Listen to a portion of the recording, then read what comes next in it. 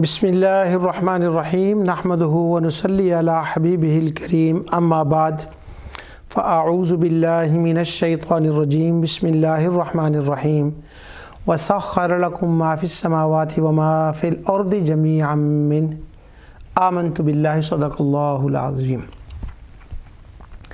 ناظرین، پروگرام ازالہ شبہات میں آپ کی خدمت میں حاضر ہوں اور توحید اور رد شرک پر گفتگو کر رہا ہوں، اور اس وقت جو مسئلہ میں آپ کی خدمت میں عرض کر رہا ہوں وہ یہ ہے کہ لوگ کسی بات کو شرک اور حرام اور بدعت کہنے میں بڑی جلد بازی کرتے ہیں، اور میلاد کے اندر کھانا ہو، 11ویں کے اندر کھانا ہو، اس کے اوپر حرمت کا اور شرک کا فتویٰ لگانے میں بڑی تیزی کرتے ہیں، اور فوری طور پر اس کے اوپر وہ بات کہہ دیتے ہیں کہ یہ تو حرام، یہ شرک اور فلاں۔ میں نے آپ کی خدمت میں پچھلے پروگرام میں یہ عرض کیا تھا کہ اللہ سبحانہ و تعالی نے چیزوں کو حلال اور جائز بنایا ہے، جن چیزوں کو اس نے حرام فرمایا ہے وہ خود اس نے اس کی وضاحت فرما دی، اور اللہ سبحانہ و تعالی نے سورہ انعام کے اندر فرمایا وَقَدْ فَصَّلَ لَكُم مَّا حَرَّمَ عَلَيْكُمْ، میں نے کھول کھول کے تفصیل کے ساتھ تمہارے سامنے جو حرام ہے نا اس کی لسٹ بیان کر دی ہے۔ اب اس کی لسٹ دو طرح سے ہے، ایک اللہ تعالیٰ نے قرآن میں بیان کی، اور دوسری صراحت کے ساتھ، وضاحت کے ساتھ، بغیر کسی ڈاؤٹ کے آقا دو جہاں صلی اللہ علیہ وسلم نے بیان فرما دی۔ قرآن کی حدیث حرام اور احادیث کی حرام کردہ اشیاء جن پر مور لگا دی ہے اللہ نے اور رسول اللہ صلی اللہ علیہ وسلم نے، اس کے علاوہ باقی سب جائز ہے۔ اور علماء اس کے لیے جو لفظ استعمال کرتے ہیں وہ کہتے ہیں الاشیاء المخلوقۃ الاباحہ، کہ اصل میں یہ ساری چیزوں کے اندر اباحت ہے۔ تو میں نے حوالے پڑھے تھے پچھلی بار بھی، اور آج بھی انشاءاللہ کچھ اور ریفرنس دوں گا میں۔ آیت میں نے پڑھی ہے وَسَخَّرَ لَكُم مَّا فِي السَّمَاوَاتِ وَمَا فِي الْأَرْضِ جَمِيعًا مِّنْهُ، میں نے ساری چیزیں جتنی ہیں وہ میں نے پیدا کی اور تمہارے لیے ہیں۔ اس سے بھی یہی استدلال کیا گیا، اس پر میں آگے اس کی تفسیر پڑھوں گا۔ پہلے میں تھوڑی سی ابتدا میں سورہ انعام کی بات کر دوں۔ سورہ انعام کے اندر مشرکوں کا شرک، ان کا عقیدہ اور ان کے معاملات حرمت اور ان کی لمبی زبانیں، پنجابی کے اندر گٹھ گٹھ لمبیاں زبانیں، ہر چیز کو حرام حرام حرام حرام حرام بس اس کے لگی ہوئی تھی، ان کا رد فرمایا۔ وہ یہ کہتے تھے کہ ہم تو ان کو حرام کہیں گے جن کو ہمارے کائن حرام کہتے ہیں، ہم تو ان کو حرام کہیں گے جن کو جنات حرام کہتے ہیں، ہمارے خدا بت، ان کے نزدیک بت جو تھے وہ غیر ذی روح نہیں تھے۔ اس پر میں نے پچھلے سارے حوالے پڑھ دیے ہیں۔ وہ ان کو عقل والا مانتے تھے، دیکھتا، بولتا، چلتا، موو ہوتا، یہ سب باتیں ان کے اندر مانتے تھے، اور وہ یہ کہتے تھے انہوں نے ہمارے لیے حلال اور حرام کے قوانین مرتب کیے ہیں، اور اس کا ذکر قرآن میں آتا ہے۔ اللہ تعالیٰ فرماتا ہے ام لہم شرکاء شرعوا لہم من الدین ما لم یأذن بہ اللہ، ان کے شریکوں نے جو انہوں نے بنا رکھے ہیں، انہوں نے ان کے لیے ایک ایسے دین کی حلت و حرمت اور اعتقاد مقرر کر دیے ہیں ما لم یأذن بہ اللہ، جو اللہ نے نہ نازل کیے ہیں نہ ان کو بیان فرمایا ہے، اور اللہ کے مقابلے میں انہوں نے یہ سارا کچھ کر دیا۔ اس کا ذکر کچھ سورہ انعام کی آیات سے بڑی تفصیل سے یہاں ذکر ہے، تو لیکن میں چند آیتیں پڑھتا ہوں۔ اور وہ جو ذکر تھا نا حرام چیزوں کا اور ان کا کفریہ عقائد کا، کفریہ اعتقاد کا، شرکیہ اعتقاد کا اور شرکیہ کاموں کا، دونوں کا، یہ غضب ہے کہ اس کو وہ ابراہیم علیہ السلام کی طرف منسوب کرتے تھے۔ اور ابراہیم علیہ السلام کا بیان جب سورہ انعام میں آیا تو اللہ تعالیٰ نے فرمایا وَإِذْ قَالَ إِبْرَاهِيمُ لِأَبِيهِ آزَرَ، یہاں سے ذکر شروع ہوا، اور وہ پھر جو ان کے عقائد تھے نا، وہ یہ سمجھتے تھے کہ یہ ابراہیم کے عقائد ہیں اور ہمیں ورثے میں ملے ہیں، ایک ایک کر کے ان کا رد کیا، اور آخر میں رد کرنے کے بعد فرمایا دیناً قیما ملت ابراہیم حنیفا وما کان حنیفا، یہ ہیں سیدھی راہ ابراہیم کی جو محمد مصطفیٰ تمہیں بتا رہے ہیں۔ وہ نہ عقائد ابراہیم کے تھے نہ اعمال ابراہیم کے تھے جن کو اے اہل عرب تم بجا لا رہے ہو اور نہ ابراہیم کا لے رہے ہو۔ یہ بھی بات میں نے قرآن کے قاریوں کے لیے کی ہے کہ پہلے ابراہیم کو دیکھیں نام کو، اور پھر سورت کے آخر میں ابراہیم کے نام کو دیکھو تو بندہ وجد میں آ جاتا ہے کہ کس طریق سے اللہ نے ان کے اعتقاد اور ان کے اعمال کا رد فرمایا۔ سبحان اللہ۔ اب اسی سورہ انعام سے اللہ تعالیٰ فرماتا ہے وَقَالُوا هَٰذِهِ أَنْعَامٌ وَحَرْثٌ حِجْرٌ لَا يَطْعَمُهَا إِلَّا مَن نَّشَاءُ بِزَعْمِهِمْ وَأَنْعَامٌ حُرِّمَتْ ظُهُورُهَا، انہوں نے اپنے زعم میں اپنے آپ خواہ یہ بات بنا ڈالی ہے کہ اس سواری پر سوار ہونا حرام ہے۔ پھر میں دوبارہ کہوں، انہوں نے اپنے زعم میں خود بخود، کنہوں نے؟ مشرکین نے بھی، کاہنوں نے بھی، جنات نے بھی، اور ان کے زعم کے مطابق بتوں نے، پورے قبیلے نے یہ کہا ان کے اوپر سوار ہونا حرام ہے، سواری نہیں کرنی۔ وَأَنْعَامٌ حُرِّمَتْ ظُهُورُهَا، جن پر سواری یا بار برادری حرام کر دی گئی۔ نہیں جی یہ تو ان کو نہ ہم سواری کریں گے نہ ان کو کوئی ٹچ کریں گے، ایسے کچھ ان کو تکلیف نہیں دیں گے، یہ حرام ہے ان کی طرف، انہوں نے حرمت کا یہ فتویٰ دے دیا۔ پھر میں اللہ کے حضور دعا کرتا ہوں یا اللہ میرے لیے یہ آسان فرما دے، میں تیرا قرآن تلاوت کر رہا ہوں، مشرکوں نے اس چیز کو حرام قرار دے دیا جو اصلاً حرام نہیں تھی۔ اللہ نے سب چیزیں انسان کے فائدے کے لیے بنائی ہیں سوائے اس کے جس کا حکم اللہ نے واضح فرما دیا، ان کو حرام قرار دیا، اور اللہ ان کا رد فرما رہا۔ اگلی آیت 139 وَقَالُوا مَا فِي بُطُونِ هَٰذِهِ الْأَنْعَامِ خَالِصَةٌ لِّذُكُورِنَا وَمُحَرَّمٌ عَلَىٰ أَزْوَاجِنَا، ابھی بچے پیدا نہیں ہوئے بکریوں کے، کہتے ہیں ان کے پیٹ میں جو ہے نا وہ ہے ہمارے مردوں کے لیے ہم تو کھائیں گے، اور ہماری عورتوں کے لیے وہ حرام ہے۔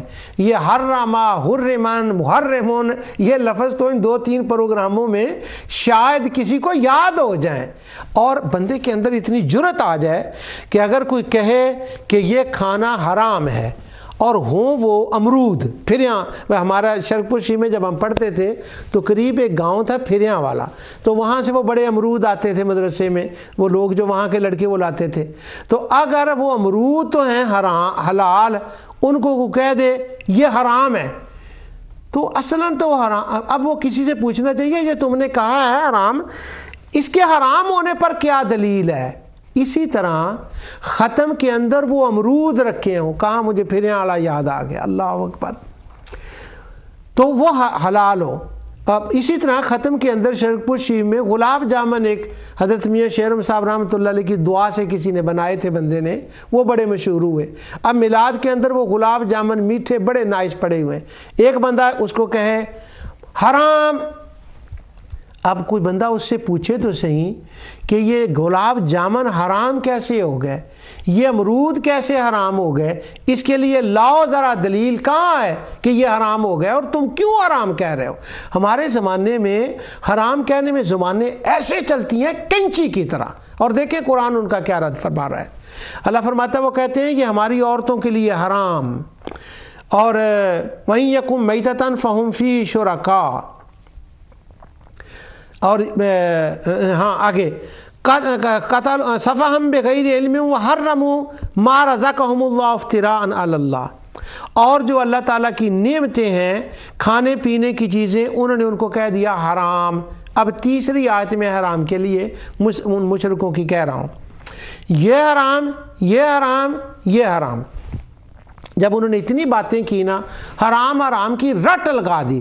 ایک لفظ یاد کر لیں، گردان پڑتے تھے مشرکین حرام کی، یہ حرام، یہ حرام، اور اللہ کی پیدا کی ہوئی چیزیں۔ اور اللہ تعالیٰ نے ان کا رد فرمایا کہ وَسَخَّرَ لَكُم مَّا فِي السَّمَاوَاتِ وَمَا فِي الْأَرْضِ جَمِيعًا مِّنْهُ، میں نے یہ ساری چیزیں تمہارے لیے پیدا کی ہیں جو حلال ہیں، تم ان کو حرام کیسے کہہ سکتے ہو؟ قُلْ مَنْ حَرَّمَ زِينَةَ اللَّهِ الَّتِي أَخْرَجَ لِعِبَادِهِ وَالطَّيِّبَاتِ مِنَ الرِّزْقِ، کہ یہ کس نے حرام کیا، کیوں حرام کہہ رہے ہو؟ حرام کی اتنی رٹ۔ اور آگے قرآن کا اسلوب دیکھیں ذرا، پہلے ان کا حرام حرام حرام حرام ان کی گردان آئی ہے۔ آگے آیت نمبر 141 میں اللہ فرماتا ہے وَهُوَ الَّذِي أَنشَأَ جَنَّاتٍ مَّعْرُوشَاتٍ وَغَيْرَ مَعْرُوشَاتٍ وَالنَّخْلَ وَالزَّرْعَ مُخْتَلِفًا أُكُلُهُ وَالزَّيْتُونَ وَالرُّمَّانَ، سبحان اللہ، متشابہاً وغیر متشابہ۔ یہ جتنے ہم فروٹ رکھتے ہیں نا ختم کے اندر، سب کے نام ہے اس کے اندر، یعنی ختم کا میلاد کا تو ثبوت ہے یہ آیت۔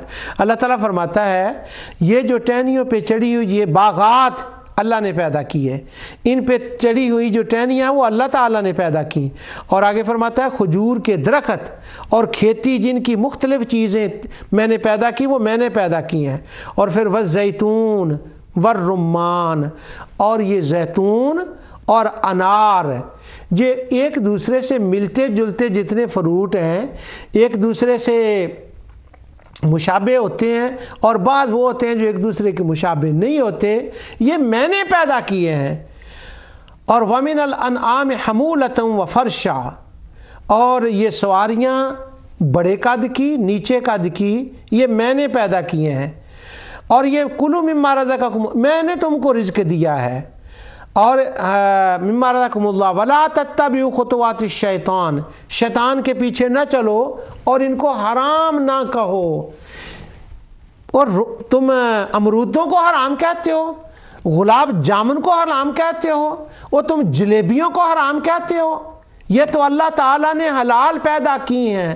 تو وہ کہہ رہے تھے یہ حرام حرام حرام، تو ایک پوری لسٹ ہے، اور آگے پورا رکوع اس کے بارے میں ہے، ثمانیۃ ازواج من الضأن اثنین ومن الماعز اثنین، یہ نر پیدا اور بھیڑ یہ قسم اور بکریاں جو میں نے پیدا کی ہیں۔ قل الذکرین حرم ام الانثیین، او حرام حرام کہنے والو، کس نے تم کو کہا ہے کہ یہ نر حرام ہے، یہ مادہ حرام ہے، یہ امرود حرام ہے، یہ گلاب جامن حرام ہے، یہ کھیر حرام ہے؟ کس نے؟ میں نے بنائی، میں نے پیدا کی، تم کس طرح سے اس کو حرام کہہ رہے ہو؟ یہ ایک لمبا اس طرح سے بحث چلتی ہے، یہ سبحان اللہ۔ اور آخر میں جب یہ بات ختم ہو رہی ہے تو اللہ سبحانہ و تعالیٰ نے فرمایا اے میرے حبیب یہ تو حرام حرام کی انہوں نے لمبی لسٹ بنائی ہوئی نا، جو دل کرتا ہے یہ ٹھا کر کے حرام کہہ دیتے ہیں، تو ذرا ان کو فرما دے، تو تقریر سنا ان کو، سنو ما قل لا اجد ما اوحی الی محرما علی طاعم یطعمہ، تم نے تو حرام حرام حرام کی رٹ لگائی ہے، میرے مولا نے تو کچھ تھوڑی سی چیزیں ہیں وہ مجھے بتایا ہے کہ یہ حرام ہے، اور بس آپ تم چیزوں کو کیوں حرام کہتے ہو؟ اور وہ چیزیں کیا ہیں؟ یہ مردار، یہ حرام۔ اور پھر آخر میں فرمایا کہ احل لغیر اللہ، یہ جو تمہارے جانور صائبہ اور حام اور یہ ہے نا، ان کو حرمت کی چھوت کی بیماری لگی ہوئی ہے۔ کیا چھوت کی بیماری کیا لگی ہوئی ہے؟ وہ یہ کہ یہ پیدا اللہ نے کیے، زمین اللہ نے بنائی، کھانا اس نے دیا، بڑا اس نے کیا، اور تم نے ان کو منسوب کر دیا ہے اصالہ ثواب کے لیے نہیں، تم نے ان کو منسوب کر دیا ہے بطور عطیہ، بطور منعم ان کی طرف، ان کا نام لے لیا، جو ان کے نام کی وجہ سے چھوت کی بیماری لگ گئی ہے ان کو، جو تم نے ان کا نام ان کے اوپر مشہور کر دیا ہے۔ میں مولانا اسماعیل دہلوی کا ترجمہ کر رہا ہوں، جو تم نے مشہور کر دیا نا ان جانوروں یا کھیتوں پر جن کے اوپر میرا نام نہیں، اس چھوت کی بیماری کی وجہ سے یہ حرام ہو گئے۔ ہاں یہ ہے حرام۔ آگے اللہ سبحانہ و تعالیٰ فرماتا ہے یہ تم نے جو لسٹ بنائی ہوئی ہے حرام کی. قل ہلم شہداکم الذین یشہدون ان اللہ حرم ھذا، آپ فرمائیے اپنے گواہوں کو لاؤ ذرا. کون گواہ؟ اصل میں اس زمانے میں جب یہ صورت نازل ہوئی ہے، مشرکین مکہ کے کلوزلی تعلقات بلٹ ہو گئے تھے، یارانہ بن گیا تھا، متحدہ محاذ بن گیا تھا مشرکین کا اور اہل کتاب کا. ویسے اہل کتاب مکہ میں نہیں تھے، لیکن یثرب میں، شام میں، نجران میں، وہ پورے علاقے میں پھیلے ہوئے تھے. ان کا گٹھ جوڑ ہو گیا تھا. تو جب ان کے پاس کوئی بات ہوتی یہ بھاگتے مشرک ان کے پاس، تم بتاؤ ذرا کیا کہیں، تم بتاؤ ذرا کیا کہیں. تو اللہ تعالیٰ فرماتا ہے قل ہلم شہداکم الذین یشہدون ان اللہ حرم ھذا، اپنے ان گواہوں کو لاؤ ذرا کہ وہ شہادت دیں کہ اللہ نے کب حرام کیا ہے. ان کی کتابوں میں یہ نہیں حرام کیا ہوا ہے، وہ نہیں دکھا سکیں گے اپنی کتابوں سے. یہ تو قرآن میں بار بار چیلنج آیا. ہاں اگر وہ آ کر زبانی کہہ دیں جن کو یہ حرام کہہ رہے ہیں، وَلَا تَتَّبِعْ أَهْوَاءَ الَّذِينَ كَذَّبُوا بِآيَاتِنَا، وہ اگر آ کر ان پر کہیں نا بغیر اس دلیل کے، بغیر ثبوت کے، اپنی مرضی سے، احوا سے، اپنی خواہش سے، تو یہ دلیل نہیں ہوگی، یہ وہ وکالت ہوگی جو وہ مشرکوں کی حمایت میں مسلمانوں کے خلاف کر رہے ہیں. یہ تو حمایت ہے، وہ گواہی تو نہیں ہے. گواہی تو وہ ہے کتاب سے لا کر دکھائیں. اور پھر اگر وہ صرف بات کہیں تو ان کی بات نہیں ماننی، ان کو کہنا ہاتھو برہانکم ان کنتم صادقین، وہ وہاں کتاب سے نکال کر دکھاؤ. یہ میں قرآن فہمی کی ایک باریک بات اس کے اندر قرآن کے قاریوں کے لیے عرض کر گیا ہوں. واہ، لاؤ ان کو اپنے سامنے، اور جنہوں نے ہماری آیات کو انکار کیا ہے. والذین لا یؤمنون بالآخرہ، اور یہ مشرک آخر کو تو مانتے ہی نہیں ہیں. وَهُمْ بِرَبِّهِمْ يَعْدِلُونَ، اور یہ اللہ کی ربوبیت میں شرک کر رہے ہیں، اللہ کی ربوبیت میں کفر کر رہے ہیں. اپنے اصنام کو، اپنے خداؤں کو خدا کے برابر بنا رہے ہیں. ہمارے شبہ ڈالنے والے دوست جب ان کی حمایت اور ان کی وکالت میں بولتے ہیں نا، جیسے یہود و نصارہ مشرکین کی وکالت میں بولتے تھے، وہ کہتے تھے یہ مسلمانوں سے اچھے ہیں. وَيَقُولُ الَّذِينَ كَفَرُوا آمَنُوا أَهَٰؤُلَاءِ أَهْدَىٰ مِنَ الَّذِينَ آمَنُوا سَبِيلًا، وہ کہتے تھے یہ مسلمانوں سے مکے کے مشرک بڑے اچھے ہیں. حمایت میں ٹپ کے بولتے تھے ان کے لیے. اور اللہ تعالیٰ نے فرمایا وَلَا تَتَّبِعْ أَهْوَاءَهُمْ، یہ اپنی خواہشات سے بول رہے ہیں، کتابوں سے نہیں بول رہے. ان کی کتابوں میں تو تیری آمد کا ذکر ہے. اور فرمایا کہ ان کی بات نہ ماننا، اور فرمایا ہم بربہم یعدلون، یہ ربوبیت میں شرک کر رہے ہیں. کون؟ مشرکین. اور جب سورہ انعام شروع ہوئی ہے وہاں ہے الحمدللہ الذی خلق السماوات والارض وجعل الظلمات والنور ثم الذین کفروا بربہم یعدلون. یہی ٹکڑا وہاں آیا ہے کہ وہ اپنے خداؤں کو رب کے برابر ٹھہراتے ہیں. ہمارے شبہ ڈولنے والے دوست، میں نے سینکڑوں حوالے اس کے اوپر اپنے توحید اور رد شرک کی اس میں پڑھے. انشاءاللہ وہ کبھی کوئی حوالے 100 سال کے بعد سامنے آئیں گے، اور میرا مولا ایسے لوگوں کو پیدا فرمائے گا جو 700 سال میں مشرکوں کی حمایت کی ہے انہوں نے، کہ وہ تو ربوبیت میں شرک نہیں کرتے تھے. رب کی جتنی آیتیں ہیں ان پہ درس ہوں گے اللہ کی رحمت سے، ان کو لوگ سمجھیں گے اور قرآن کو بیان کریں گے. اور یہ دیکھیں ہم بے ربہم یعدلون ہے یہاں پر، کہ وہ ربوبیت میں جو ہے انہوں نے برابر ٹھہرایا. اور یہ کہتے ہیں نہیں انہوں نے کبھی برابر تو نہیں ٹھہرایا تھا، بس وہ ذرا وسیلہ اور وہ مان رہے تھے. میں وہ پرانے باتوں کو چھیڑنا نہیں چاہتا. اب میں چند حوالے آپ کے سامنے پیش کر دوں. سورہ انعام سے بیسیکلی میں نے یہ آپ کو بتایا ہے حرام کی لسٹ. پچھلی بار میں نے پچھلے پروگرام میں شوکانی سے، ان کی فتح البیان سے، ارشاد الفحول اصول کی کتاب سے آپ کو پڑھ کر بتایا تھا. آج میں چند حوالے اور پڑھ دیتا ہوں انشاءاللہ.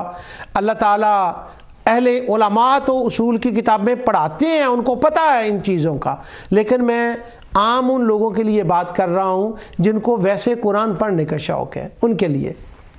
نواب صدیق حسن خان بھوپالی شوکانی کے بعد فتح البیان میں هو الذی خلق لکم ما فی الارض جمیعا کی تفسیر میں یہی بات انہوں نے کی ہے، کہتے ہیں وکیل للملک والاباحۃ وفیہ دلیل علی ان الاصل فی اشیاء المخلوقۃ الاباحہ حتی یقوم دلیل یدل علی النقل ھذا الاصل ولا فرق بین الحیوانات وغیرہ مما ينتفع به من غیر ضرر۔ کہتے ہیں سن لو، اصل میں ہر چیز کو اللہ تعالی نے حلال اور جائز کہا ہے، جو اسے ناجائز کہے تم مت دلیل دینا، اسے پکڑو کہ تو حرمت کی آیت دکھا، جواب ہی نہ دینا شروع کر دینا آگے سے، کہ کوئی تھوڑی سی بات کرے کہ یہ امرود حرام، تم کہو نہیں نہیں نہیں یہ آپ بیجے ہیں، یہ نہ کہنا، اس سے کہو حرمت کی دلیل لا۔ یہ شوکانی نے بھی کہا اور یہ فتح البیان میں اس کے اندر نواب صدیق حسن خان بھوپالی نے بھی کہا۔ آگے سنیں قاسمی جمع محاسن التاویل، الحمدللہ میں نے بڑے حوالے دیے ہیں اس کے، میں نہیں کہتا کہ آپ کو یہ زبانی یاد ہوگی، خیر قاسمی نے بھی یہ بات کی، کہتے ہیں هو الذی خلق لکم، اسی آیت کی تفسیر میں۔ اب میں ترجمہ اگر نہ بھی کروں تو اس کا تو آپ کو ترجمہ یاد ہو گیا ہے۔ وہ کہتے ہیں فیہ دلیل علی ان الاصل فی الاشیاء المخلوقۃ الاباحۃ حتی یقوم دلیل یدل علی النقل عن ھذا الاصل۔ وہ کہتے ہیں کوئی عقل دی گل کرو، جب تمہاری کو حلال چیزوں کو حرام کرے تو اس سے دلیل تو مانگ لیا کرو کہ اللہ نے یہ حلال کی ہیں یا جائز کی ہیں، تمہارے پاس دلیل کیا ہے، کوئی حرمت کی آیت تو بتاؤ، اور اگر وہ نہ بتائے تم سے کہے کہ تم آیت پڑھو تو تم یہ آیت پڑھنا، هو الذی خلق لکم ما فی الارض جمیعا، اللہ نے ساری چیزیں تمہارے لیے پیدا کی ہیں۔ آگے رشید رضا تفسیر المنار، آئیں چلیں مصر میں چلتے ہیں۔ مصر میں شیخ محمد بن عبد الوہاب کے فالوور اور جو بوٹے لگائے ہیں نا پیسے دے دے کے، ان میں یہ لوگ ہیں۔ تو مصر میں چلیں، مصر میں وہ اسی آیت کی تفسیر میں هو الذی خلق لکم ما فی الارض جمیعا، اس کے اوپر وہ کہتے ہیں کہ وَأَقُولُ هُنَا، اس مقام پر میں یہ کہتا ہوں، کہتے ہیں کہ ان ھذا الجملۃ ہی نص الدلیل القطعی علی القاعدۃ المعروفہ عند الفقہاء، یہ وہ جو فقہاء کا قاعدہ ہے نا، یہ دلیل قطعی ہے اس کے اوپر، ان الاصل فی الاشیاء المخلوقۃ الاباحہ، کہ وہ کہتے ہیں نا کہ جس چیز کے لیے منع کی دلیل نہ ہو وہ جائز ہوتی ہے، یہ ان کا عقیدہ فقہاء کا اصول اس آیت سے نکلتا ہے۔ آگے کہتے ہیں والمراد اباحۃ الانتفاع بها عقلا وشربا ولباسا وتداویا ورکوبا وزینتا وبهذه التفصیل تدخل الاشیاء، وہ کہتے ہیں کپڑے پہننا، کھانا پینا، امرود ہو، گلاب جامن ہو، جلیبیاں ہوں، کھیر ہو، حلوہ ہو، یہ صاحب تفسیر المنار نے لاہیں لگا دی ساری ان کی، وہ کہتے ہیں یہ ساری چیزیں ہیں جو اللہ تعالیٰ نے تمہارے لیے پیدا کی ہیں۔ اور آگے رشید رضا کی بات سنو، وہ لکھتے ہیں وَلَيْسَ لِمَخْلُوقٍ حَقٌّ فِي تَحْرِيمِ شَيْءٍ إِبَاحَةُ الرَّبِّ لِعِبَادَتِهِ تَدَيُّنًا بِهِ إِلَّا بِوَحْيِهِ وَإِذْ قُلْ، آگے وہ آیت لائے ہیں، کہتے ہیں او لوگو کوئی شرم کرو ان چیزوں کو حرام کہنے والوں، یہ چیزیں مخلوق کے رب نے ان کے لیے حلال کی ہے، جب ان کے رب نے مطلقاً حلال کی ہیں تو تم حرام کی کیوں رٹ لگا رہے ہو؟ مخلوق کو وَلَيْسَ لِمَخْلُوقٍ حَقٌّ فِي تَحْرِيمِ شَيْءٍ، مخلوق میں کسی کو یہ حق نہیں پہنچتا کہ جو ان کے مولا نے ان کو کھانے کے لیے چیزیں دی ہیں ان کے اوپر حرام کا فتویٰ لگائیں۔ ہاں اگر وہ اپنی ذات میں حرام ہو تو پھر اور بات ہے۔ آگے وہ کہتے ہیں وہ حرام کرنے والے ہو، تم نے قرآن نہیں پڑھا؟ قرآن میں اللہ تعالیٰ فرماتا ہے قُلْ أَرَأَيْتُمْ مَا أَنزَلَ اللَّهُ لَكُم مِّن رِّزْقٍ فَجَعَلْتُم مِّنْهُ حَرَامًا وَحَلَالًا، اللہ تعالیٰ فرماتا ہے میں نے یہ رزق دیا اور تم کون ہوتے ہو میرے حلال رزق کو ان کے لیے حرام کرنے والے؟ حیا نہیں آتا کہ خالق نے تو حلال کیا اور تم اس کو حرام کہہ رہے ہو؟ یہ رشید رضا آیتوں پہ آیتیں لا رہے ہیں. اب میرے پاس ٹائم نہیں ہے کہ میں اتنی بات کہوں. آگے انہوں نے ایک بات کی طرف اشارہ کیا ہے، میں اس کی تھوڑی سی تفصیل 2-3 منٹ میں اللہ کی رحمت سے عرض کرتا ہوں. وہ کہتے ہیں کہ فمن افترا علی اللہ الکذب، قرآن میں آتا ہے 4 پارے کے بالکل ابتدا میں، اور سورہ آل عمران کے اندر اللہ سبحانہ و تعالی نے فرمایا کہ یہ تم نے خدا پہ جھوٹ گڑا ہے کہ تم نے یہ کہا ہے نا کہ یہ حرام ہے، یہ اللہ تعالیٰ پہ تم نے جھوٹ گڑا ہے. اب اس بات کی طرف انہوں نے اشارہ کیا، میں تھوڑی سی تفصیل جو انہوں نے نہیں لکھی میں اس پہ انشاءاللہ عرض کرتا ہوں. فمن افترا علی اللہ الکذب من بعد ذلک فاولئک هم الظالمون، اس کے بعد بھی جو اللہ تعالیٰ لوگ جھوٹ باندھیں وہی ظالم ہے. اب اس کی تفصیل میں عرض کرتا ہوں، ان کی زبانی پہلے سن لیں. کہتے ہیں من بعد ذلك البیان والالزام الکاذبین علی ابراہیم والانبیاء بالتوراۃ ودعوتهم الى الاتیان بها وتلاوتها على الملأ وامتناعهم عن ذلك لئلا يظهر ان الله لم يحرم عليها شيئا من الطعام قبل التوراۃ والاصل في الاشیاء الحل حتى يرد النص بالتحریم فاولئک هم الظالمون بتحویلهم الحق فی المسألة عن وجهه ووضع حکم اللہ بتحریمه بعد الطیبات علی فی غیر موضع. یہ اس کے اندر ایک بڑی اہم بات کی طرف انہوں نے اشارہ کیا ہے، اسی کے لیے میں نے قرآن کی آیت نکال لی. کہتے ہیں، اب ان کی بات نہیں کر رہا میں، انہوں نے کہا کہ ساری چیزیں جائز ہوتی ہیں تا وقت کہ اس کے اوپر حرمت کا حکم نہ ہو، اور انہوں نے تورات کی اس آیت کا ایک لفظ دیا ہے. یہ میں قرآن کے قاریوں کے لیے، اگرچہ ڈائریکٹلی میرے موضوع کے ساتھ اس کا تعلق نہیں لیکن انڈائریکٹلی ہے، قرآن کے قاریوں کے لیے یہ میں عرض کر رہا ہوں. قرآن میں جو حرمتیں بیان ہوئی ہیں ان کے 3 سٹیجز ہیں. ایک سٹیج ہے ابراہیم علیہ السلام کے زمانے کا، یہی انہوں نے اشارہ کیا ہے. وہ جو ابراہیم، اور اسی کا قرآن میں یہاں اشارہ جو میں ابھی آیت پڑھوں گا. ایک زمانہ ہے ابراہیم علیہ السلام کا. ابراہیم علیہ السلام کے زمانے میں هو الذی خلق لکم ما فی الارض جمیعا، وہ جو قابل استعمال چیزیں ہیں نا، جو اپنی ذات میں ٹھیک ہیں، جو حلال ہیں، اللہ تعالی نے سب کو حلال کر دیا تھا. پھر انہی کی اولاد میں سے حضرت موسیٰ علیہ السلام آئے. اس وقت وہ لوگ جو تھے یہود، وہ بغاوت میں آ گئے. جب وہ بغاوت میں آ گئے تو اللہ سبحانہ و تعالیٰ نے کچھ چیزیں ان کی بغاوت کی وجہ سے ان پر حرام کر دیں. یعنی خلیل کے زمانے میں اور موسیٰ علیہ السلام کے زمانے تک وہ حلال تھیں، نوح علیہ السلام کے زمانے میں بھی وہ حلال تھیں، آدم علیہ السلام کے زمانے میں بھی وہ حلال تھیں، مگر ان کے زمانے میں ان کی بغاوت کی وجہ سے اللہ تعالیٰ فرماتا ہے وَعَلَى الَّذِينَ هَادُوا حَرَّمْنَا كُلَّ ذِي ظُفُرٍ وَمِنَ الْبَقَرِ وَالْغَنَمِ حَرَّمْنَا عَلَيْهِمْ شُحُومَهُمَا إِلَّا مَا حَمَلَتْ ظُهُورُهَا أَوِ الْحَوَايَا أَوْ مَا اخْتَلَطَ بِعَظْمٍ ذَلِكَ جَزَيْنَاهُمْ بِبَغْيِهِمْ وَإِنَّا لَصَادِقُونَ. ان کی لسٹ ہے سورہ انعام میں بھی اور سورہ نحل کے اندر بھی کہ یہ فلاں فلاں چیزیں میں نے ان کو سزا دینے کے لیے ان کے اوپر حرام کی تھی. اب وہ وہاں حرام تھی ان کے اوپر. اب آقا دو جہاں صلی اللہ علیہ وسلم کا زمانہ آیا، حضور علیہ السلام نے وہ جو تورات کے اندر حرام لکھی ہوئی تھی نا، جو ان کی بغاوت کی وجہ سے عارضی طور پر حرام کر دی گئی تھیں، تو اللہ تعالیٰ نے حضور کے ذریعے سے ان کو پھر حلال کر دیا. اب انہوں نے نبی کریم صلی اللہ علیہ وسلم کے اوپر اعتراض کیا. وہ کہنے لگے یہ تو حرام تھی، چیزیں ہمیشہ سے حرام تھیں اور آپ نے ان کو حلال کر دیا. حضور علیہ الصلوۃ والسلام نے فرمایا یہ حلال تھیں اصلاً. هو الذی خلق لکم ما فی الارض جمیعا، ان کی حرمت جو اللہ تعالی نے کی تھی وہ تمہاری بغاوت کی وجہ سے تھی. اب وہ چیزیں کیا ہیں؟ اللہ تعالیٰ فرماتا ہے کل الطعام کان حلا لبنی اسرائیل الا ما حرم اسرائیل علی نفسہ من قبل ان تنزل التوراۃ، وہ تورات کے نازل ہونے سے پہلے وہ چیزیں تو تھیں حلال۔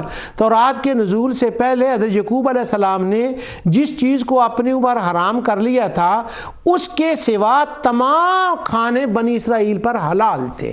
وہ ایک انہوں نے اونٹ کو یہ کسی چیز وہ کر لیا تھا حرام، وہ ایک خاص وجہ تھی، اس کے علاوہ تو سارے حلال تھے۔ اب تم یہ کہتے ہو کہ یہ ہمیشہ سے حرام ہے تورات سے پہلے۔ قل فأتوا بالتوراۃ فاتلوها ان کنتم صادقین، ذرا تورات پڑھ کے دکھاؤ ہاں کہ کیا پہلے بھی یہ حرام تھے؟ یہ تو اس وقت، اور یعقوب علیہ السلام کا کھانا کیا وہ پہلے بھی ابراہیم علیہ السلام کے زمانے میں بھی حلال تھا؟ فمن افترى علی اللہ الکذب من بعد ذلك فاولئک هم الظالمون، یہ اللہ پر جھوٹ ہے کہ تم یہ اس کو حرام کہہ رہے ہو۔ پھر فرمایا قل صدق اللہ فاتبعوا ملت ابراہیم حنیفا، وہ دور ابراہیم کی بات آ گئی۔ وما کان من المشرکین، نہ ابراہیم کا یہ اعتقاد تھا نہ ان کے زمانے میں یہ حرام تھی۔ اس کا ذکر اشارہ کیا انہوں نے کہ ابراہیم علیہ السلام علی ابراہیم والانبیاء بالتوراۃ ودعوتہم الی الاتیان بہا وتلاوتہا، پھر اس کی طرف انہوں نے اشارہ کیا تو میں نے اس کی کچھ وضاحت کر دی۔ اصل میں چیزیں حلال ہیں، حرام کہنے والے کو دلیل دینی چاہیے۔ روح المانی نے هو الذی خلق لکم ما فی الارض جمیعا، اس کی تفسیر میں یہی انہوں نے بھی بات کی ہے۔ اس کے بعد اضواء البیان، اس کے اندر بھی یہی بات کی ہے کہ وہ اصل میں ساری چیزیں حلال ہیں اسی آیت کی تفسیر میں، اور جو یہ کہتے ہیں ان کو بتانا چاہیے کہ یہ حرام کی دلیل ان کو لانا چاہیے۔ اس سے پہلے کہ میں اگلی عبارت پڑھوں، یہاں پر ایک دو باتیں ہیں، ان کو اگر میں عرض کر دوں تو وہ کہتے ہیں کہ کچھ لوگ ان آیات کو لاتے ہیں کہ وَلَا تَقُولُوا لِمَا تَصِفُ أَلْسِنَتُكُمُ الْكَذِبَ هَذَا حَلَال وَهَذَا حَرَامٌ لِتَفْتَرُوا عَلَى اللَّهِ الْكَذِبَ، کہ یہ نہ کہو کہ یہ حلال اور حرام ہے۔ اچھا، اس سے وہ کہتے ہیں کہ میلاد حرام ہو گیا۔ اللہ اکبر، اس میں تو یہ ہے کہ وہ جن چیزوں کو حرام کہہ رہے ہیں ان کو اللہ فرما رہا ہے کہ یہ اصلاً حلال ہے، تم ان کو حرام کیوں کہتے ہو؟ اور جن کو تم حلال کہتے ہو یہ تو اللہ نے حرام کی ہیں، ان کو تم حرام کیوں کہتے ہو؟ یہ اس آیت کو لانا میلاد کی حرمت کے اوپر بڑے چیتے کا دل چاہیے، چیتے کا جگرا چاہیے یہ بات کرنے کے لیے۔ آپ کو چیتے کے جگرے والے بڑے لوگ ملیں گے۔ سورہ رحمان کی میں چھوڑ رہا ہوں، اعلام الموقعین کے اندر ابن قیم کہتے ہیں ان اصل الافعال الاباحۃ ولا یحرم منها الا ما حرمہ اللہ علی لسان رسول صلی اللہ علیہ وسلم اعلم ان علم الربۃ رب تعالی بما یفعلون فی زمن الشرائع ونزول الوحی، کہتے ہیں اصل میں اشیاء میں بات ہے، اور جو لوگ اس کو حرام کہنا چاہیں ان سے دلیل مانگا کرو۔ یہ ابن قیم نے بھی کہہ دیا، اس کے باوجود بھی ابھی ہمیں خیال نہ آئے تو کیا ہونا چاہیے۔ الاستذکار ابن عبد البر وہ بھی اسی بحث کو لائے ہیں، چونکہ وہ اصولیوں کی بات ہے تو وہ اس کے لیے کہتے ہیں فی من اجاز ذالک ومن کرہہ فی الباب الذی قبل ھذا والاصل فی الاشیاء الاباحۃ حتی یکرہ سما ما یوجب الحظر ولم یمنع الا من ذالک ولا رسولہ ولا اتفق الجمیع علی المنع منہ ولا تقوم الحجہ الا من هذه الوجوہ او ما کان فی معناها۔ وہ بھی کہتے ہیں کہ یہ اصول میں نے پہلے بھی بیان کر دیے، اب بھی کہہ رہا ہوں، اصل میں سارے جلسے جائز ہوتے ہیں، کوئی جلسہ ہو وہ جائز ہے۔ اصل میں ساری دعائیں جائز ہوتی ہیں، اپنی ذات میں دعا جائز ہے، سوائے اس کے کہ نعوذ باللہ کوئی ایسا جملہ دعا کا وہ غلط حرمت کا کہہ دے، وہ جو ہے اس کی تو دوسری جگہ پہ منع کی دلیل ہوگی۔ اصلاً جائز ہے، میلاد کا جلسہ ہو، چہلم کا جلسہ ہو، کسی کا ہو، یہ جائز ہے۔ اب لوگ کہتے ہیں اگر جائز ہے تو صحابہ نے کیوں نہیں کیا؟ صحابہ اور بڑے کام کر رہے تھے، اور صحابہ کی بات تو میں اگلے بات میں پروگرام میں بتاؤں گا، انشاءاللہ ادھار نہیں چھوڑوں گا۔ صحابہ کہنے والے صحابہ کا مقام ان کے نزدیک ہے کیا کہتے ہیں صحابہ کو؟ ابھی تو میں اس کے اوپر الاصل فی الاشیاء الاباحہ کی بات کر رہا ہوں۔ تمہید کے اندر ابن عبد البر نے بھی یہی کہا، لأن الامور اصلها طالبہ، اصل میں سب چیزیں جائز ہیں، جو منع کہے اس سے ذرا پوچھ لیا کرو۔ اب ایک یہ بات آ گئی، اس کو میں تھوڑا سا ذرا عبارت پڑھ دیتا ہوں دوبارہ۔ یہ ہے حافظ ابن حجر اسقلانی کی، اس میں کتاب الاعتصام بالکتاب والسنہ بخاری کے اندر جو ہے اس کے اندر باب ہے ما یکرہ من کثرت السؤال وتکلف ما لا یعنیہ۔ اس باب کی شرح میں ابن حجر نے یہ بات کی ہے، وہ کہتے ہیں کہ نبی کریم صلی اللہ علیہ وسلم نے فرمایا، وہ حدیث پہلے لائے ہیں بخاری کی، کہ ان اعظم المسلمین جرما من سأل عن شیء لم یحرم فحرم من اجل مسألتی۔ کسی بندے نے، مجرم وہ ہے، یعنی مجرم وہ ہے کہ اس نے یہ سوال کر لیا نبی کریم صلی اللہ علیہ وسلم سے کہ کیا یہ چیز حرام ہے، تو اس وقت کی مناسبت سے، اس کی ضرورت کی وجہ سے نبی کریم صلی اللہ علیہ وسلم نے اس پر حکم لگا دیا۔ تو حضور فرماتے ہیں اگر وہ نہ پوچھتا تو وہ تو حلال ہی تھی، وہ تو اباح تھی، وہ تو مباح تھی، اور اس کا وہ استعمال کرتا لیتا، سوال کر کے خواہ مخواہ اس نے اپنے اوپر پابندی لگا لی۔ اس حدیث کی شرح میں حافظ ابن حجر کہتے ہیں، اس حدیث کی وضاحت میں حافظ ابن تیمیہ کی زبانی ذرا آگے کرنے والا ہوں، اس لیے میں نے چلتے چلتے اس کو یہ چلاؤ کے حساب سے میں نے کر دیا، حدیث کو نہیں، جو میں بات کرنا چاہتا ہوں اس کو میں نے آدھا چھوڑ دیا۔ حافظ ابن حجر اس کی کہتے ہیں کہ وفی الحدیث ان الاصل فی الاشیاء الاباحۃ حتی یرد الشرع بخلاف ذلک۔ اس حدیث سے پتہ چلا اصل میں سارے کام جائز ہوتے ہیں، سارے جلسے جائز ہوتے ہیں، ساری محفلیں جائز ہوتی ہیں، سارے کام جائز ہوتے ہیں، جب تک کہ شریعت کا کوئی واضح حکم کلیئرلی اس کا رد نہ کرے اور اس کے خلاف دلیل نہ آئے۔ یہ حافظ ابن حجر اسقلانی فتح الباری میں اس کے کہہ رہے ہیں۔ اب آ گیا وہ بات جس کے لیے میں آپ کو کافی دیر سے بتا رہا ہوں، بتاؤں گا۔ یہ ہے مجموع الفتاوی۔ وَسُئِلَ عَنْ مَرِيضٍ طُبِخَ لَهُ دَوَاءٌ فَوُجِدَ فِيهِ زَبْلُ الْفَارِ۔ یہ ایک لمبا مضمون ہے۔ حافظ ابن تیمیہ سے سوال کیا گیا وہ چوہے کی مینگنوں کے بارے میں اور دوائی کے طور پر استعمال اور فلاں کے جائز ہے، اس کے بارے میں ایک طویل انہوں نے بحث کی ہے اس مسئلے کے اوپر۔ یہ اس باب میں ہے، یہ روایت ہے ساری جس کو میں بیان کر رہا ہوں، لیکن میں نے اس کے اندر چند وہ چیزیں پڑھنی ہیں جو میرے موضوع کے متعلق ہے۔ مجموع الفتاوی حافظ ابن تیمیہ کہتے ہیں کہ یہ جو مسئلہ ہے فَعْلَمْ أَنَّ الْأَصْلَ فِي الْجَمِيعِ الْأَعْيَانِ الْمَوْجُودَةِ عَلَى اخْتِلَافِ أَصْنَافِهَا وَتَبَايُنِ أَوْصَافِهَا وَتَكُونُ حَالًا مُطْلَقًا لِلْآدَمِيِّينَ وَأَنْ تَكُونَ طَاهِرَةً لَا يَحْرُمُ عَلَيْهِ۔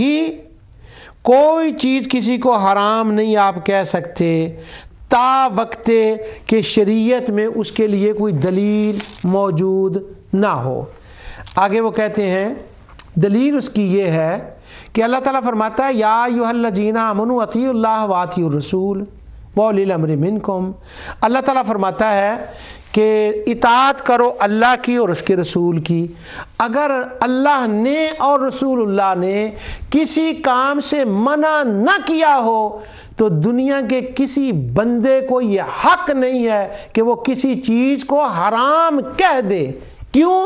آگے وہ کہتے ہیں تم نے قرآن میں یہ پڑھا نہیں هو الذی خلق لکم ما فی الارض جمیعا، تم نے یہ آیت نہیں پڑھی اور تم نے جانا نہیں اس بات کو کہ علماء نے اس سے کیا نکالا ہے۔ وہ کہتے ہیں وَخُصَّ مِنْ ذَلِكَ بَعْضُ الْأَشْيَاءِ وَالْخَبَائِثِ لِمَا فِيهَا مِنَ الْإِفْسَادِ لَهُمْ فِيهَا مَعَاشٍ، کہ وہ چیزیں جو خبیث چیزیں ہیں وَيُحَرِّمُ عَلَيْهِمُ الْخَبَائِثَ، قرآن نے، رسول اللہ نے ان کی وضاحت فرما دی. باقی رہ گی اس کے علاوہ چیزیں، وہ ساری جائز ہیں، وہ ساری حلال ہیں، کیونکہ قرآن کریم کے اندر اللہ تعالیٰ نے ان کو حلال فرما دیا. آگے فرماتے ہیں فَلَوْ لَمْ تَكُنْ أَحَدُهُمَا أَنَّهُ وَبَّخَهُمْ وَوَّفَّهُمْ عَلَى تَرْكِ الْعَمَلِ، ہاں جس چیز سے روکنا تھا اللہ تعالیٰ نے اس سے روک دیا کہ وہ چیز مت کھاؤ جس پہ اللہ تعالیٰ کا نام نہ لیا گیا ہو. فَلَا تَكُونَ مُطْلَقًا مُبَاحَةً الْأَشْيَاءُ مُطْلَقًا مُبَاحَةً لَمْ يَلْحَقْهُمْ ذَمٌّ وَلَا تَوْبِيخًا إِذْ لَوْ كَانَ حُكْمُهَا مَجْهُولًا أَوْ كَانَتْ مَحْظُورَةً لَمْ يَكُنْ ذَلِكَ. وہ کہتے ہیں جب تک اصل میں ساری چیزیں جائز ہیں، جب تک منع کا حکم نہ ہو کوئی کسی کو منع نہیں کر سکتا. فما لم يبين تحريمه ليس بمحرم وما ليس بمحرم فهو حلال اذا ليس الا حلال او حرام. وہ حلال حرام ایسے نہ کہا کرو، قرآن کو پڑھا کرو. آگے پھر وہ قرآن کی مختلف آیات لائے ہیں جن کو میں نے پچھلے پروگرام میں پڑھ دیا تھا. قل لا اجد فيها وحرم انما حرم عليكم الموت. وہ کہتے ہیں جن کو حرام کہا گیا وہاں تک رہا کریں، اس سے آگے نہ جایا کریں. آگے وہ ایک حدیث کہتے ہیں کہ ایک حدیث ہے صحیحین کے اندر اور سعد بن ابی وقاص اس کے راوی ہیں. یہ وہ وجہ ابن حجر کی وجہ سے میں نے آدھا چھوڑ دیا تھا. کہتے ہیں انما رسول اللہ صلی اللہ علیہ وسلم نے فرمایا ان اعظم المسلمین جرما، مسلمانوں میں بڑا وہ مجرم ہے کہ من یسأل عن شیء لم یحرم فحرم من اجل مسألہ. کسی نے سوال کیا وہ چیز حرام نہیں تھی مگر اس کے سوال کرنے کی وجہ سے وہ حرام ہو گئے، بڑا مجرم ہے. کیوں؟ دل ذالک علی ان الاشیاء لا تحرم الا بتحریمہ خاص لقولہ تعالی لم یحرم. کوئی چیز حرام نہیں ہوتی جب تک اللہ تعالیٰ اس کی دلیل نہ ہو. آگے وہ کہتے ہیں ان التحریم قد یکون لاجل المسألۃ فبین بذالک انہا بدون ذالک لیست محرمۃ والمقصود. اب اس بندے نے پوچھا کہ یہ حرام ہے، حضور نے فرما دیا حرام ہو گئی. اب جب تک اس نے وہ پوچھا نہیں تھا اس وقت تک تو وہ حلال تھی نا. کیسے حلال تھی؟ هو الذی خلق لکم ما فی الارض جمیعا، کیونکہ اللہ تعالیٰ نے سب چیزوں کو حلال بنایا ہے تا وقت کہ اللہ تعالیٰ اس کے لیے کسی حرام اس کے لیے کوئی دلیل قائم نہ فرما دے. آگے پھر انہوں نے قرآن کریم کی مختلف آیات سے اس کا بیان کیا ہے اور وہی باتیں جو قاضی شوکانی سے میں پڑھ آیا ہوں، قاسمی سے میں پڑھا ہوں، وہی حوالہ جات سارے حافظ ابن تیمیہ نے اس کے دیے ہیں کہ ایسے درست نہیں ہے حرام کرنے کے لیے. اب اگر اتنی باتیں جتنی میں نے بتا دی ہیں آپ کو، ایک بندہ آپ کے سامنے آئے کہے میلاد حرام اور وہ آیت ایسی پڑھ دے جس کے اندر خبیث چیزوں کی حرمت کا ذکر ہو، سبحان اللہ، تو آپ کو آیت پڑھنی چاہیے اور اس سے یہ پوچھنا، اتنی بات پوچھیں کہ اس کے اندر نہ تیجے کا ذکر، نہ میلاد کا ذکر، نہ شب برات کا ذکر، اور اپنی ذات میں یہ چیز نقصان دہ بھی نہیں ہے. کیوں؟ شب برات کو جاگنا، نوافل پڑھنے، اللہ کے حضور استغفار کرنا. اب ان چیزوں کو دیکھیں تو اپنی ذات میں تو یہ غلط نہیں ہے، اپنی ذات میں تو یہ نقصان دہ نہیں ہے، اپنی ذات میں تو یہ مضر نہیں ہے. ہاں اگر اس رات کو کوئی خلاف شرع کام کرے تو اس کام کو ہم غلط کہیں گے. جیسے ہمارے پاکستان میں، اب تو مجھے نہیں پتا کہ ہوتا ہے کہ نہیں، میرے بچپن میں وہ شرلیاں، پٹاخے اور وہ یہ چیزیں ہوتی تھی، اس کو علماء ہمیشہ ناجائز کہتے تھے. لیکن ہمارے شبہ ڈالنے والے دوست ہیں اس کے بارے میں نہیں کہتے کہ وہ ناجائز ہے، کیونکہ تو وہ تو ہم بھی ناجائز کہتے ہیں. وہ کہتے ہیں شب برات کی رات کو جمع ہونا بدعت ہے اور جمع ہونے والے حرام ہے. اب شب برات کا لفظ ہو، منع کا لفظ ہو اور استغفار کرنے کی حرمت ہو، نوافل پڑھنے کی حرمت ہو، ہمیں یہ دلیل چاہیے. یہ دلیل نہیں چاہیے کہ چونکہ صحابہ اکٹھے نہیں ہوئے اس رات کو تو اس لیے منع ہے. صحابہ تابعین اکٹھے ہوئے ہیں کہ نہیں یہ تو میں نے پروگراموں میں بتا دیا تھا. لیکن اگر صحابہ نہیں بھی جمع ہوئے، کوئی بات نہیں، باقی صحابہ جو صحابہ تھے وہ کوئی اور کام کر رہے تھے اس وقت. اور آقا دو جہاں صلی اللہ علیہ وسلم، امام بخاری نے یہ روایت کتاب الصلاۃ کے اندر وہ جو چاشت کی نماز ہے اس کے باب میں لکھی ہے کہ ام المومنین عائشہ صدیقہ رضی اللہ تعالیٰ فرماتی ہیں بسا اوقات حضور کوئی نیکی کا کام ہوتا جو اپنی ذات میں نیک کام وہ کرنا چاہتے مگر آپ ترک فرما دیتے کہ امت پر ضروری نہ ہو جائے، یہ سبب تھا اس کا. اور صحابہ نے میلاد کا کام نہ کیا، تیجے کا نہ کیا. پہلی بات تو یہ ہے کہ اس کا چونکہ اپنی ذات میں یہ کام جائز ہیں. ہمارے پاس جو صحابہ کے حالات پہنچے ہم یہ کہہ سکتے ہیں ان میں 12 ربیع الاول کو اس حیت و کیفیت سے ثابت نہیں ہے.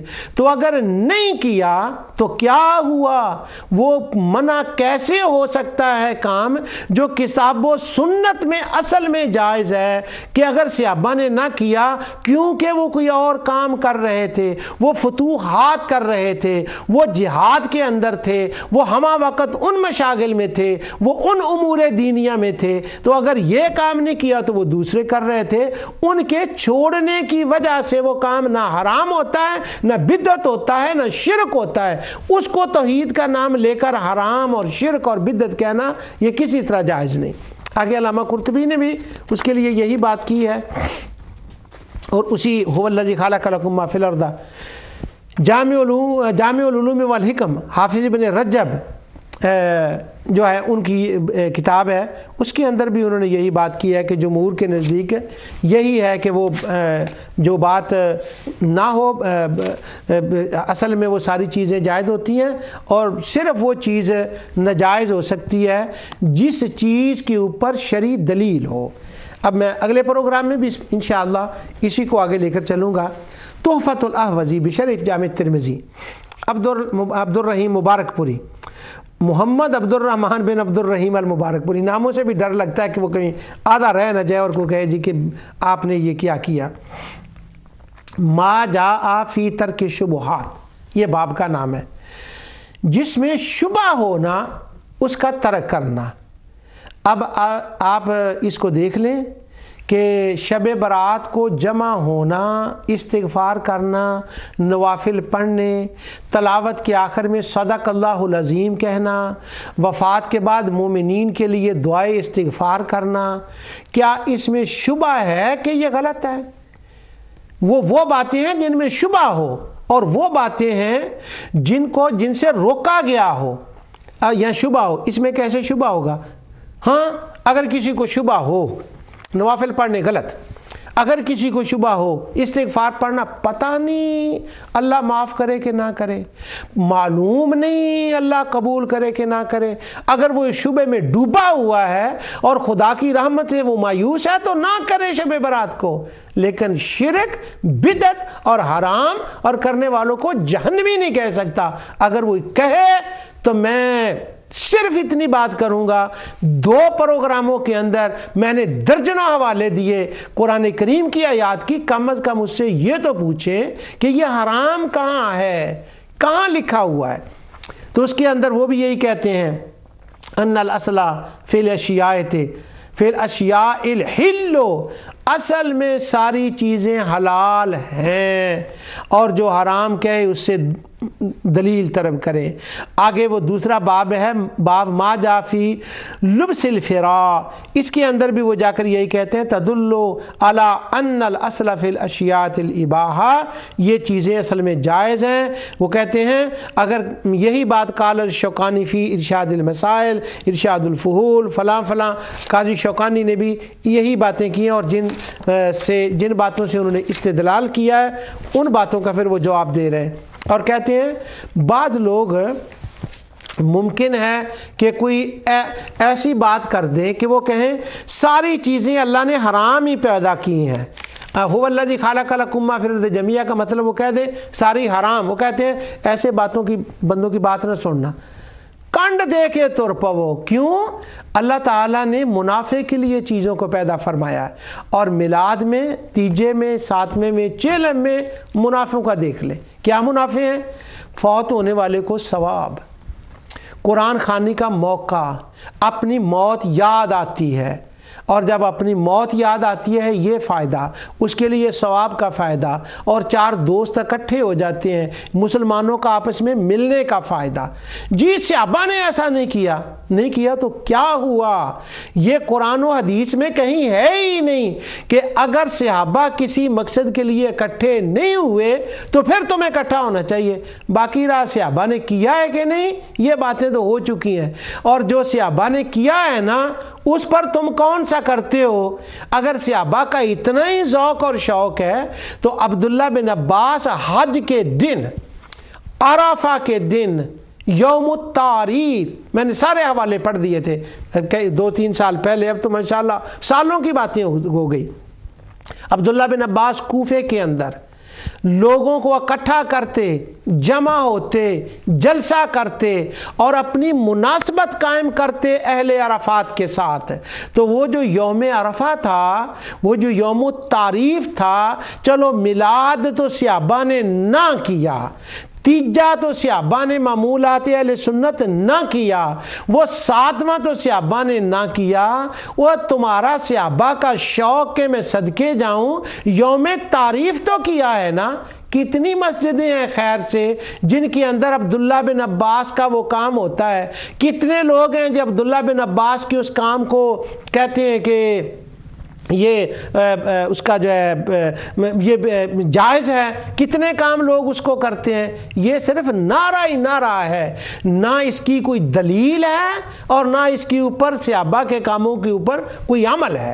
میں نے جب وہ بدعت کا پروگرام کیا تھا الحمدللہ بڑی تفصیل سے حوالے دیے تھے کہ صحابہ ختم قرآن کے موقع پر فیملی کو جمع کرتے اور وہ روک دیتے ختم قرآن کو، ہم کل نہیں پرسوں کریں گے، پھر پیغام بھیجتے تو آ وہ کرتے تھے۔ وہ تم نے کون سے چھلانگ لگا کے وہ کام کر رہے ہو؟ نہ تعریف کا دن منا رہے ہو، وہ تو صحابہ نے کیا ہے نا، نہ ختم قرآن اجتماعی طور پہ، وہ تو صحابہ نے کیا ہے نا، گھروں میں کیا، مسجدوں میں کیا۔ امام احمد بن حنبل نے اس کو مستحب کہا، جلاء الافہام کے اندر ابن قیم نے اس کو کہا، یہ تو ساری باتیں انہوں نے تو کی ہیں، وہ کر لے۔ اصل بات یہ ہے کہ یہ باتیں جو میں نے عرض کی ہیں اصل چیز میں جواز ہوتا ہے۔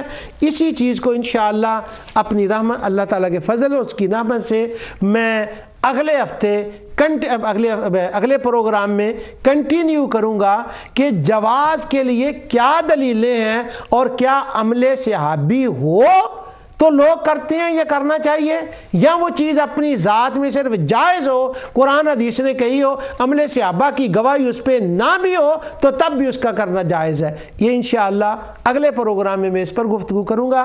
جو کچھ میں نے کہا اللہ تعالیٰ اسے اپنی رحمت کے صدقے قبول فرمائے۔ وما علیہ الا البلاغ۔